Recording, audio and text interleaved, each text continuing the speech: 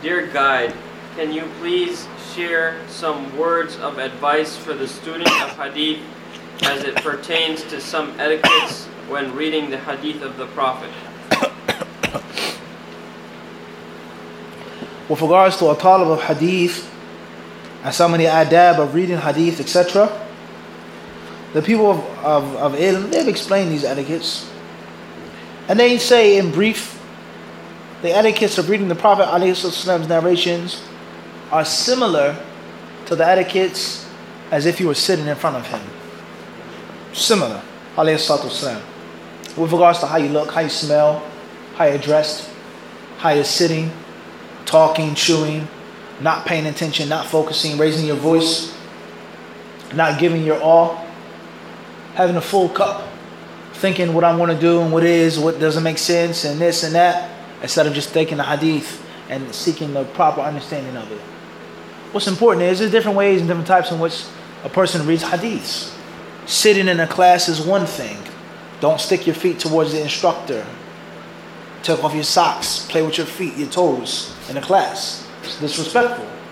Everybody understand this? Or play with your phone. Or yawn and scratch. On Friday, a brother was sitting on the front row. He was picking the calluses on his feet. Right? Sitting right there. Picking his feet. Literally picking apart his foot. Everybody understand this? Or some people, they come to the class, they don't take no care about their outward appearance. It doesn't have to be a fashion show. No one is saying that it has to be a runway.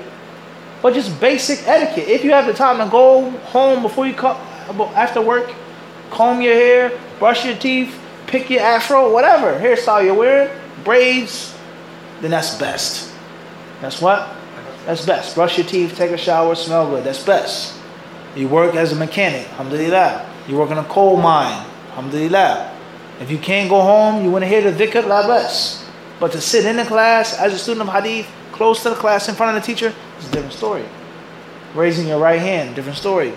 Wahakada, as we've explained in the classes, in the lectures, with regards to the adab of a majlis of hadith. We've explained that in several different talks on Hadith Disciple channel. Last but not least is, if you're walking down the street and you're reading hadith, that's different. You're driving in a car, that's different. You're reading before you go to sleep, that's different. That's not like a formal majlis. You mention Allah standing, sitting, and lying on your side, as Allah says in Surah Al-Imran. So a student of hadith, you read all of the time.